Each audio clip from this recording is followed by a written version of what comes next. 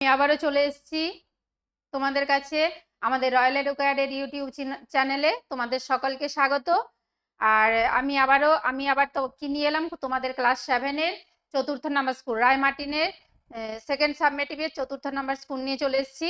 ঝটপট খাতাগুলো শুরু করে দিই। 1 নম্বরে কি আছে? উপযুক্ত পদ দ্বারা শূন্যস্থান পূরণ করো। সূর্য, লোহিত, সূর্য। 2 নম্বরে হবে সুশীল বালক, বিসর্গ আছে। তারপরে হবে 3 নম্বরে হবে দে বালক।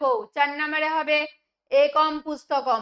আর 5 নম্বরে হবে চতস্র বালিকা। 5 নম্বরে হবে চতস্র বালিকা। নেক্সট কি আছে দেখো, দেবনাগরী হরফে লিখতে বলেছে। আচার্য দেবনাগরী হরফে, নৃপতি দন্ত নৃপ তয়হস্যি বায়স বয়াকারন্তস্য দন্তস্য, কৌমুদি কয়ৌকার ময়স্য দয়হস্যি দয় দীর্ঘি কৌমুদি আর সূর্য। এটা হচ্ছে দেবনাগরী অক্ষরে তোমাদের লিখতে হবে। তোমরা দেবনাগরী অক্ষরে জানো, তাহলে দেবনাগরী অক্ষরে এইভাবে তোমাদের লিখতে হবে। এবারে দেখো নেক্সট 3 নম্বরে কি আছে? কাননম। কাননম মানে বাগান বা বন। কানন মানে বাগান বা বন। কপি, কপি মানে বানর। পুষ্পম, পুষ্পম মানে ফুল। আর শশা, শশা মানে বন বা ভগিনী। নেক্সট 4 নম্বরে আছে কারক বিভক্তি নির্ণয় করো। দশরথ ইতি। আমরা কারক বিভক্তি যখন নির্ণয় করি তখন কি বলেছিলাম? আগে আমাদের বিভক্তিটা দেখে নিতে হবে, সেই হিসাবে আমাদের কারক আমরা বসাবো। তাহলে বিভক্তি কি আছে? দশরথ ইতি নৃপ আসি। দশরথ, দশরথ কোন বিভক্তি হচ্ছে? এটা প্রথমা বিভক্তির মধ্যে পড়ছে। তাহলে প্রথমা বিভক্তির সূত্রে আমরা কি জানি? ইতি অব্যয় যোগে প্রথমা। দশরথ ইতি নৃপ আসিত, এটা হচ্ছে ইতি অব্যয় যোগে প্রথমা বিভক্তি। 2 নম্বরে কি আছে? অশ্ব দ্রুতং ধাবতি। তাহলে অশ্বটি, ঘোড়াটি দ্রুত যায়। তাহলে কেমন যায়? দ্রুত যায়। যাওয়াটা কি হচ্ছে? যাওয়াটা একটা ক্রিয়া। তাহলে ক্রিয়াটাকে বিশেষণ করছে, বিশেষিত করছে। কি বিশেষিত করছে? দ্রুত যাচ্ছে। ঘোড়াটা কেমন যাচ্ছে? খুব দ্রুত যাচ্ছে। তাহলে ক্রিয়াটাকে বিশেষিত করছে। তাহলে ক্রিয়াটাকে বিশেষিত করছে, তখন কি হবে? অশ্ব দ্রুত যাচ্ছে, ঘোড়াটি দ্রুত যায়। তাহলে ক্রিয়া বিশেষণে দ্বিতীয় বিভক্তি হবে। তারপরে কি আছে? 3 নম্বরে আছে শ্রমং বিনা বিদ্যা ন ভবতি। শ্রম ছাড়া বিদ্যা হয় না। তাহলে শ্রমং বিনা, এখানে বিনা আছে, তাহলে বিনা অব্যয় যোগে বা শব্দ যোগে। বিনা শব্দ যোগে এখানে কারকটি কি পেলাম? শ্রমং, নর নর নরা নর, তাহলে দ্বিতীয়া। বিনা শব্দ যোগে দ্বিতীয় বিভক্তি।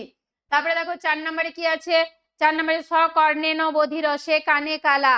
কানে সে শুনতে পাচ্ছে না। তাহলে কান একটা কি? কান হচ্ছে আমাদের শরীরের একটা অঙ্গ। তাহলে জেনাঙ্গ বিকার, অঙ্গ বিকার হয়েছে। যেহেতু সে শুনতে পাচ্ছে না, অতএব তার বিকার হয়েছে। অতএব কি হবে? জেনাঙ্গ বিকার সূত্রানুসারে তৃতীয়া বিভক্তি। সকর্ণেন বধির। তারপরে দেখো 5 নম্বরে কি আছে? মাতৃভাষায় অব্যয় পদগুলির অর্থ লিখো। মাতৃভাষা লিখতে হবে মানে বাংলা ভাষায়। প্রাত, প্রাত মানে সকালবেলা বা ভোরে। দিবা, দিবা মানে দিনে বা দিনের বেলা। অত্র, অত্র মানে এখানে। আর কুত্র, কুত্র মানে কোথায়। তারপরে দেখো 6 নম্বর। 6 নম্বরে কি আছে? নত্যবিধানের 2টি ও সত্যবিধানের 2টি নিয়ম উদাহরণ সহ লিখো। তাহলে নত্যবিধানের 1 নম্বর নিয়ম কি হচ্ছে? র পেট কাটা মূর্ধন্য স, আর মূর্ধন্য এর পরে দন্তন্য থাকলে দন্তন্য মূর্ধন্য হয়।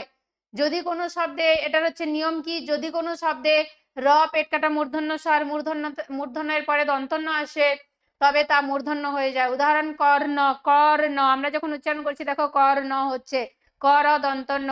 তাহলে এটা যখন একসাথে উচ্চারণ করছি তখন সেটা ক মূর্ধন্য, রেপ কর্ণ। আবার দেখো বর্ণ, বর মূর্ধন্য, বর দন্তন্য, বর্ণ বর দন্তন্য। আমরা উচ্চারণ করছি, উচ্চারণের ভাষাটা হচ্ছে বর্ণ, বর মূর্ধন্য দন্তন্য। সেটা র আর দন্তন্য একসাথে মিলে কি হচ্ছে? মূর্ধন্য। বর্ণ ব মূর্ধন্য রেপ। আবার 2 নম্বরে কি আছে? একই পদের র বা পেট কাটা মূর্ধন্য স থাকলে পরে আসা দন্তন্য মূর্ধন্য হয়।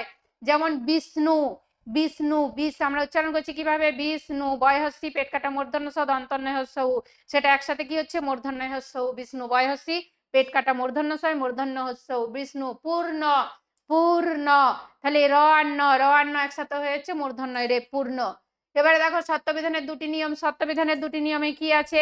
সত্যবিধানের 2টি নিয়মে আছে দন্তস্বয়ের আগে র বা ক থাকলে দন্তস্ব পেট কাটা মূর্ধন্য স হয়। উদাহরণ বর্ষ, তাহলে বর্ষ বরস দন্তস্ব, তাহলে এটা র আর দন্তস্ব একসাথে মিলে মূর্ধন্য স হচ্ছে। পক্ষ, প ক দন্তস্ব পক্ষ। আর 2 নম্বরে কি আছে? তয়ের আগে দন্তস্ব থাকলে দন্তস্ব মূর্ধন্য স হয়। তয়ের আগে যদি দন্তস্ব থাকে তাহলে দন্তস্ব মূর্ধন্য স হয়। যেমন কষ্ট, কস যোগ ত সমান কষ্ট। দৃষ্ট, দৃশ তালে বসে যোগ ত সমান দৃষ্ট। হয়ে গেল। এবার আমরা চলে যাব নেক্সট 7 নম্বরে কি আছে দেখো? বাম স্তম্ভের সঙ্গে ডান স্তম্ভ মিলাতে হবে। সর্বা দেবা। 7 নম্বরে আছে সর্বা দেবা। তো কি আছে দেখো, তো গচ্ছতো, তোমরা দুজন যাও গচ্ছতো। সা কি হবে, সে নারী, সা নারী। তারপর যুবাম, যুবাম কি হবে, যুবাম পঠথ। আর এতৎ কি আছে, ফলম, এতৎ ফলম, এই ফলগুলি, এতৎ ফলম। এটা হলো 7 নাম্বার। চলে যাব নেক্সট। 8 নম্বরে কি আছে, শব্দরূপ লেখো। অসমত, আমরা শব্দরূপ পড়েছি, অসমত আমরা পড়েছি। তাহলে অসমত শব্দরূপে প্রথম আর একবচন ও দ্বিবচন কি হবে, প্রথম আর একবচন হবে অহম, আর প্রথম আর দ্বিবচনে হবে আবাম। আমরা পড়েছি অহম আবাম বয়ম মাম মা আবাম নৌ অসমান্য, এইভাবে আমরা শব্দরূপ পড়েছি। তাহলে অহম শব্দরূপের প্রথম আর একবচন অহম, প্রথম আর দ্বিবচন হচ্ছে আবাম। মাতৃ শব্দরূপের মাতৃও আমাদের করা হয়ে গেছে। মাতৃ শব্দরূপের দ্বিতীয় আর দ্বিবচন হচ্ছে মাতরও, আর দ্বিতীয় আর বহুবচন হচ্ছে মাতৃন। এটা কিন্তু ডবল রি হবে, মাতৃন, মাতরও আর মাতৃন। ময়াকার তয় ডবল রি মূর্ধন্য দন্তন্য, সরি দন্তন্য, মাতৃন। আবার নদী, নদী তৃতীয় আর একবচনে আর দ্বিবচনে কি হবে, তৃতীয় আর একবচনে হবে নদ্যা, আর তৃতীয় আর দ্বিবচনে হবে নদীভাম। এবারে চলে যাব নেক্সট। নেক্সট 9 কি আছে দেখো, ধাতুরূপ লিখো। পা ধাতুর লট প্রথম পুরুষ একবচন হবে পিবতী, কারণ লটের সূত্র আমরা জানি তিত সন্তি শীত স্থমি বসমস। তাহলে লট লট প্রথম পুরুষ একবচন হবে পিবতী, তি। এবার দেখো প্রথম পুরুষ দ্বিবচন হবে পিবত, পিবতী ত সন্তি, তাহলে তস আছে পিবত হয়ে গেছে। এবারে 2 নম্বরে কি আছে, পট, পট ধাতুর লিট উত্তম পুরুষ দ্বিবচন, লিট উত্তম পুরুষ দ্বিবচন আর বহুবচন। তাহলে পট ধাতুর লিট উত্তম পুরুষ দ্বিবচনে আছে পঠিসাব, আর লিট উত্তম পুরুষ বহুবচনে আছে পঠিসাম। 3 নম্বরে কি আছে, দা, দা ধাতুর লট মধ্যম পুরুষ একবচনে কি হবে, দাস্যামি, লট মধ্যম পুরুষ একবচনে দাস্যামি, আর লট মধ্যম পুরুষ দ্বিবচনে দাস্যথ। মধ্যম পুরুষ বলেছে তিত সন্তি শীত হস্থ মি বসমস, তাহলে দাস্যসি আর দাস্যথ। লট মধ্যম পুরুষ, দা ধাতুর লট মধ্যম পুরুষ একবচনে দাস্যসি, আর মধ্যম পুরুষ দ্বিবচনে দাস্যথ। এবারে চলে যাব নেক্সট 10। 10 নম্বরে কি বলেছে দেখো, দেবনাগরী হরফে লিখতে বলেছে। দেবনাগরী হরফে আমাদের লিখতে হবে, খাতাগুলো ঝটপট লিখো। গৌরবস্য তনয় শ্রীতম,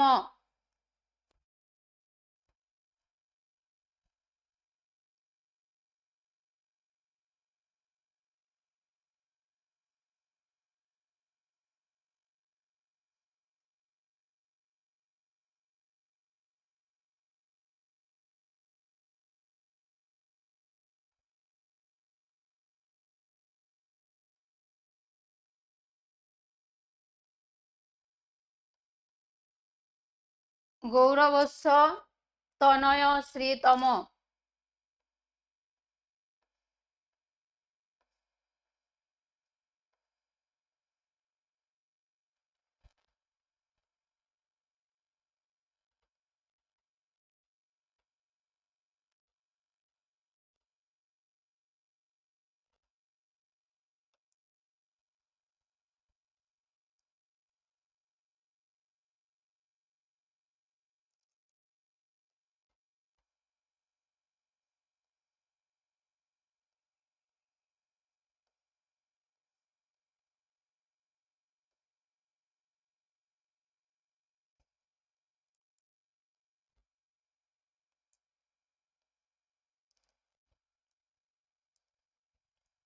তারপরে কি আছে, শান্ত,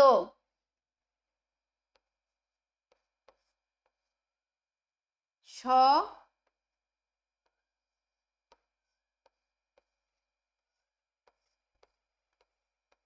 শান্ত। স প্রতিদিনং বিদ্যালয়ং গচ্ছতি,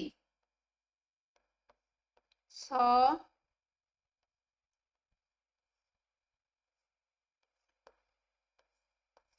প্রতিদিনং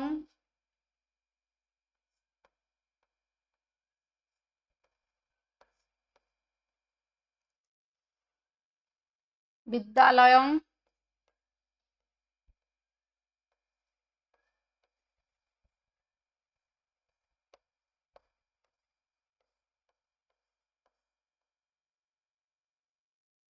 গচ্ছতি,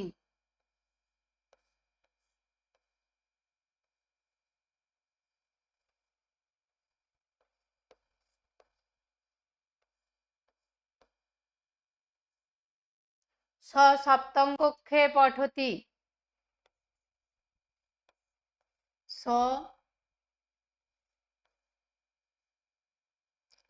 সপ্তম কক্ষে, দন্তস্য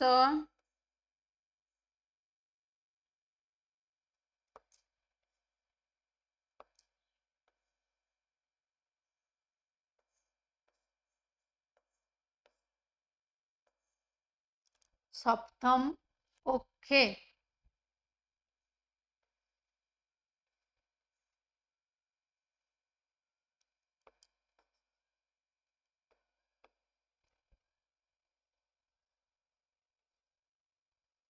সপ্তম কক্ষে পঠতি,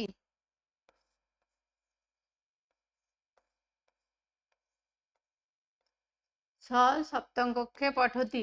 তারপরে কি আছে? স সংস্কৃতে সাধু, স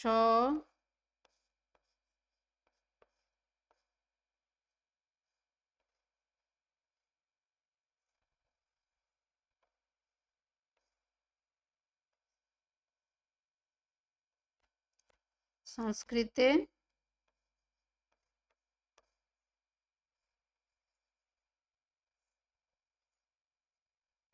সাধু। এটা হচ্ছে দেবনাগরী হরফে লিখা। দেবনাগরী হরফে এটা লিখে দিলাম। গৌরবস্য তনয় শ্রীতম স শান্ত স প্রতিদিনং বিদ্যালয়ং গচ্ছতি স সপ্তম কক্ষে পয়তম সপ্তম কক্ষে পঠতি স সংস্কৃতে সাধু। চলে যাব নেক্সট। নেক্সট কি আছে? 11 সংস্কৃত ভাষায় অনুবাদ করো। আমি বিদ্যালয়ে যাই, অহম বিদ্যালয়ং গচ্ছামি, আমি, আমিটা কি হচ্ছে? উত্তম পুরুষ, তাহলে তি তসন্তি শীর্ষস্থ মি বসমস, তাহলে আমি এক বচন উত্তম পুরুষ, এক বচনে গচ্ছামি, তাহলে অহম বিদ্যালয়ং গচ্ছামি। গ্রামের নিকটে নদী, গ্রামস্য সমীপে নদী বা গ্রামস্য নিকষা নদী, এটা বললেও হবে। শান্ত বালক, শান্ত বালক। আর তুমি ছাত্র, তং ছাত্র। তাহলে এখানে আমাদের শেষ হলো চতুর্থ ক্লাস 7-এর চতুর্থ নাম্বার স্কুল। টাটা, সবাই ভালো থেকো। আর আমার পড়ানো যদি তোমাদের ভালো লেগে থাকে, তোমরা অবশ্যই লাইক কমেন্ট শেয়ার করো, তাহলে আমি আরো নতুন নতুন ভিডিও করতে উৎসাহিত পাবো। আর আবার নতুন নতুন ভিডিও নিয়ে তোমাদের কাছে চলে আসবো। টাটা।